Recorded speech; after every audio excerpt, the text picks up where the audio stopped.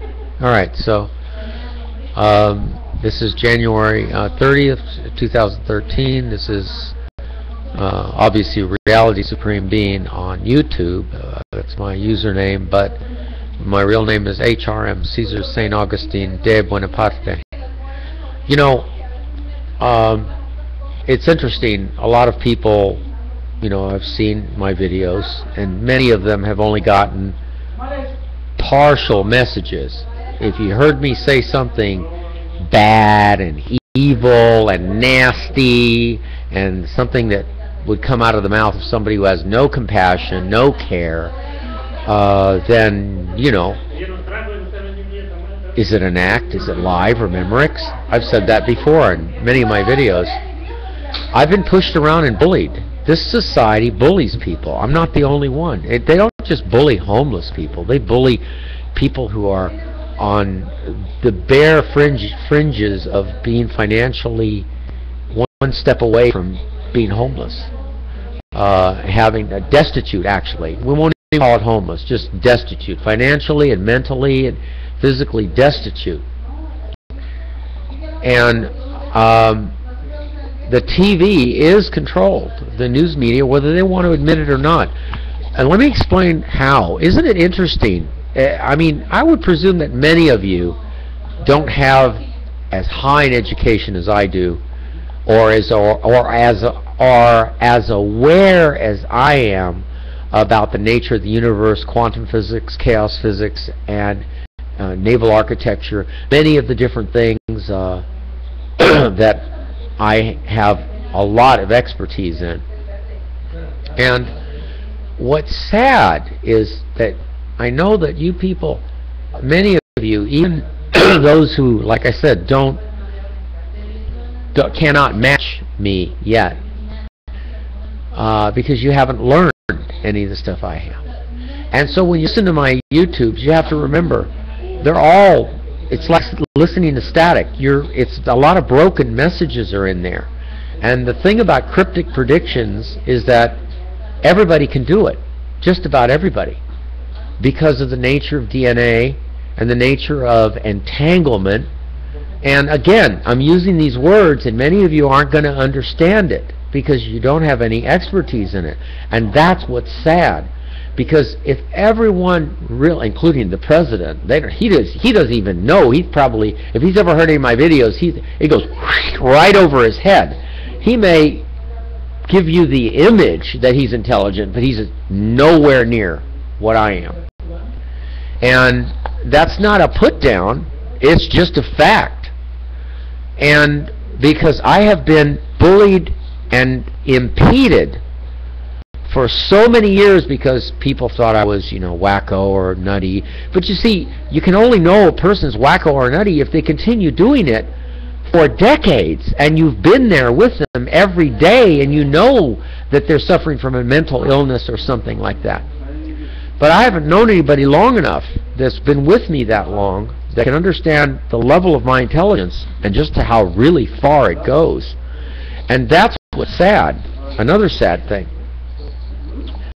The problem we have here in communication is that if you have an individual, and I can't prove it to you, DNA is like scrambled eggs. Each one of us are born with a scrambled hodgepodge of fantastic memories that go all the way back to your ancestors millions of years ago.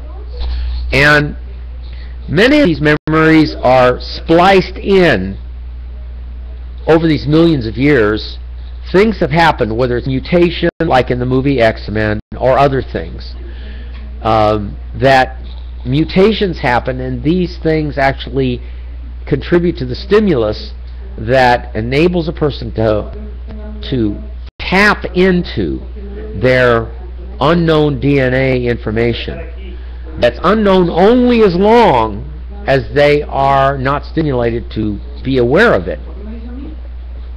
And the real factor here is in that while I have been going through all these damages, and they're still going right now, like I'm being evicted from Extra Space Storage on Devonshire because I put my stuff in another unit that another guy guy who I helped push his Corvette onto a trailer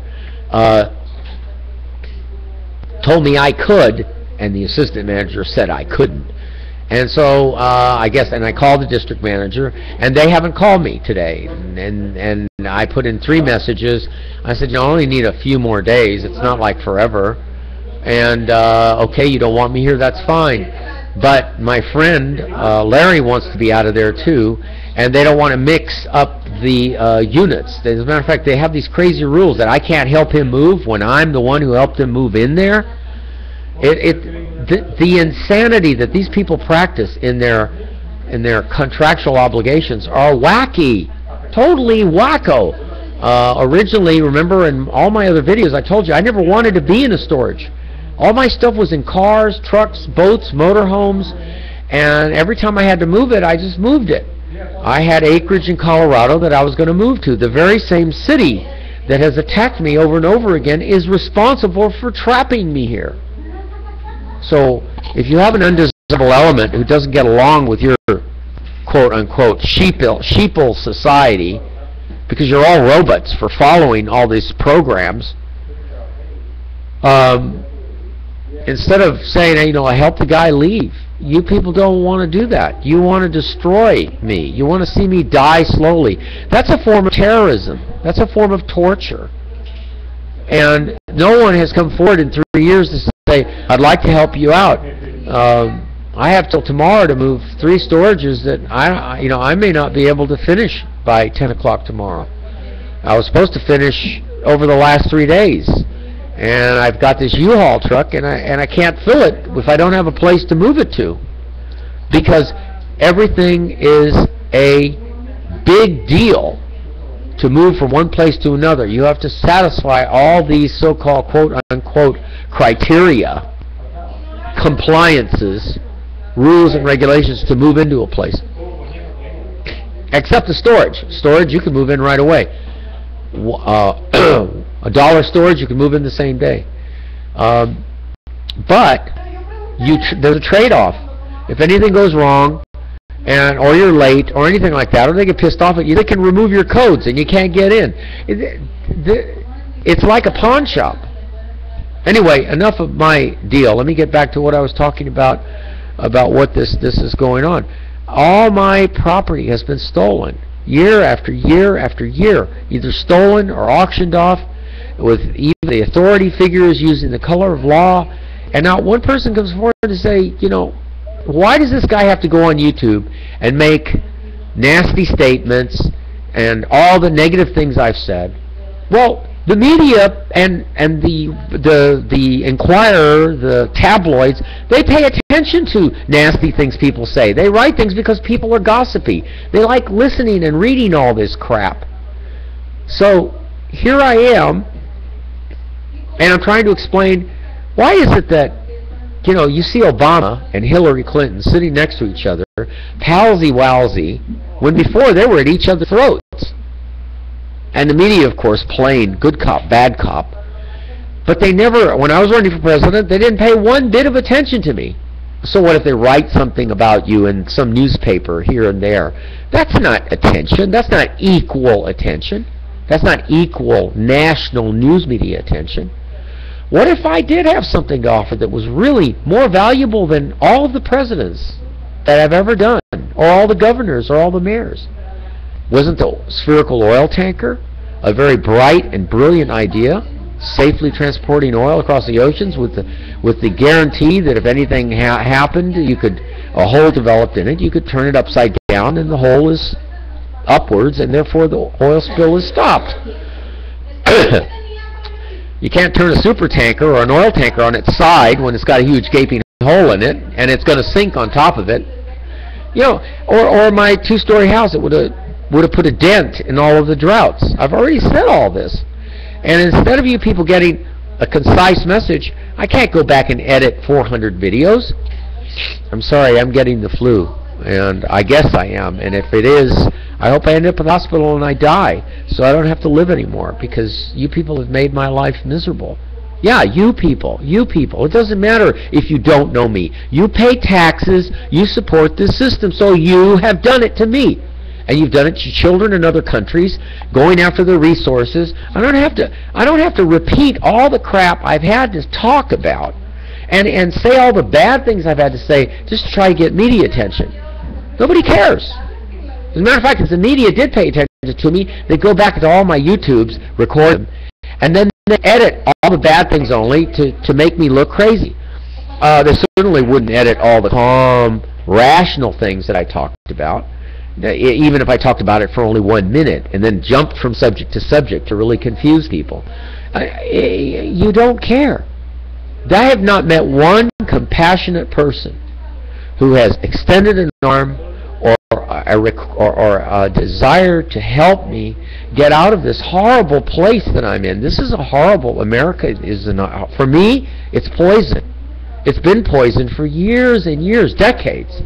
And America has stolen, California, America, it's just one and the same. You've stolen my cars, my boats, my motorhomes. You've taken everything I worked so hard for the last 30 years away from me, and you're still doing it. There at extra space storage. Whoo! He put his stuff in another storage. Hey, we're going to overlock it. You can't get that stuff until you move out, till you're evicted, which is tomorrow, the 31st.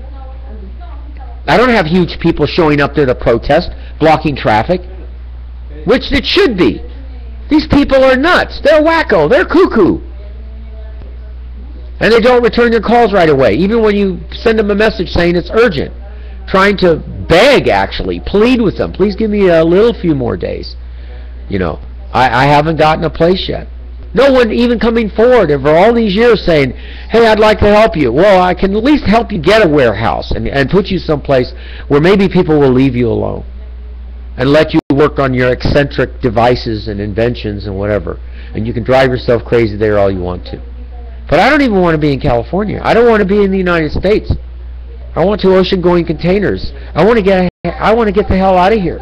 I never want to see this country again. I've been saying that for 20 years.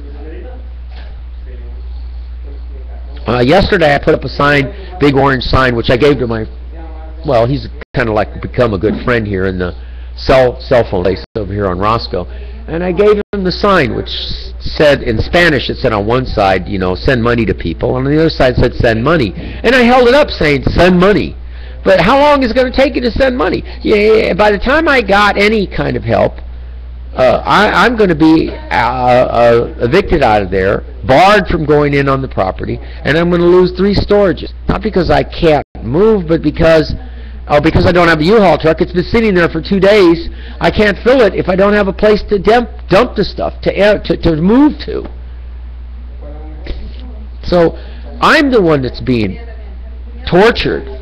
Every hour, every day, every week, every month, all the years that I've been forced to live here. You don't think that if 3 years ago when my house was set on fire, or 10 years ago when I was at Wilson's Canoga Feed, or further than that if I hadn't gotten a huge chunk of money, that I wouldn't get up and get the hell out of here as fast as I can and go to some other country that treats me a lot more civilly and more compassionately?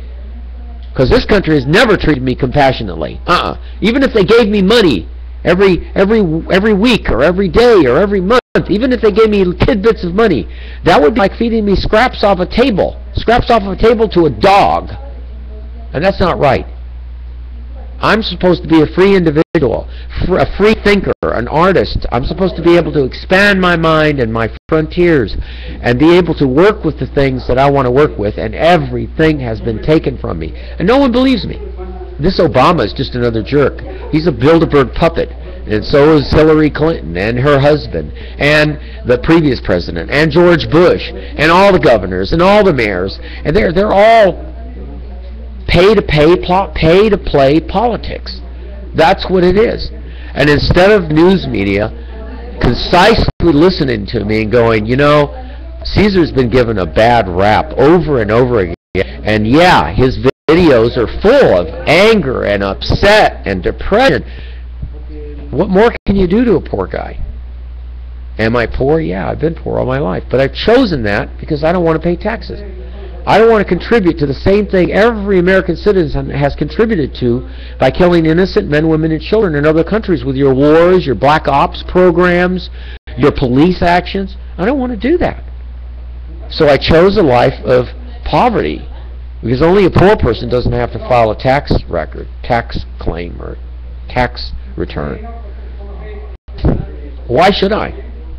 Why should I give a country something that they've never given to me other than pain, torture, using the color of law to hurt me, destroying my life over and over and over again? And another episode is happening right now. And not one person coming there, not an authority figure, not the FBI saying, we're closing down this place, we're going to investigate all of you for using the color of law on a civil and on a public, on a civil and a private matter, a civil matter and a private matter, to hurting people with your crazy rules and regulations. That would include building and safety, and the fire department, and the police department. You know, I mean, you people don't get it. You really don't. And you hear this poor guy talking about it either every other day or every week or whatever, and you don't care. Now I'm sick, yeah, and I have either, you know, I hope it is the flu. I really do. I hope I end up passing out, and they take me to the hospital, and if you lose the desire to live, that actually helps you die, so that I don't have to see this anymore. I don't have to talk to you people anymore. You negligent people who don't care. You're selective. You care more about your animals and pets than you do about a fellow human being. And that's sick. That's really sick. And I see hundreds of thousands of dollars about the ASPCA, the poor cat, will they feed me tomorrow? And the horse going, will I have a shelter tomorrow? And they put all these words down there, the animal saying it. And a person like me is treated like an animal. Worse than an animal. And so you've taken my cars, my boats, my motorhomes, my hobbies, my guitars, you've taken everything from me. Yeah, I have a lot of storages that are full, but they're full of stuff that I have not been able to sort through. I haven't been in one place long enough, an undisturbed place where I can go through my things and figure out what I want to do with my life. You just want to rape me. Worse than raping a woman. You've been raping me for years of all my possessions. And I thought I lived in a land, or I was brought up to believe, that you work real hard all your life, in my case 30 years, and you can enjoy the fruits of your labor. I've never been able to enjoy the fruits of my labor. Not once. I got broken teeth from the stress that you people have been doing. So I've told you, because of my background in quantum medical physics, all illnesses start at the level of the atom. So I'm already sick. I got broken teeth, infected teeth. I have a cold now. Yet my immune system is sooner or later going to break down. So, do you people care? Has anyone extended a hand of help or assistance? Zero. The only people that said they wanted to help me are people that are in the same boat as me. Poor, disadvantaged. Oh, if I had the money, I really would help you, Caesar. Yeah, but they don't. When I was at Wilson's Canoga Feed, all kinds of people, when my life was really, really good, it was going better, people came to me for help, and I helped them. No questions asked. I helped. I helped with advice. I helped with medical advice. I helped with all kinds of things. But when the tables were turned, and I was being put in the doghouse, and I asked for help, zero. As a matter of fact, they just came after me, took my cars, my boats, my motorhomes, made excuses to take my things, and no one helped. So, when I ran for mayor 3 years ago, I said it. They're going to take everything from me, and I have no place to go. What kind of country does that to its people? That's an evil country, where even their fellow citizens don't help to support each other. Neighborhoods are supposed to help support each other, not attack each other. And get on the phone and let's call building and safety and call on this person. You're sick. You're all sick. You're sicker than I am right now. You're sicker in the mind, in the spirit, in the heart. And then many of you that claim you're religious, you're all liars and hypocrites. You aren't religious at all. I've not had one church really help me. So you think about that. You think about how much evil and I'm not the only one. There's tons of us out there that you're doing this to. See you later.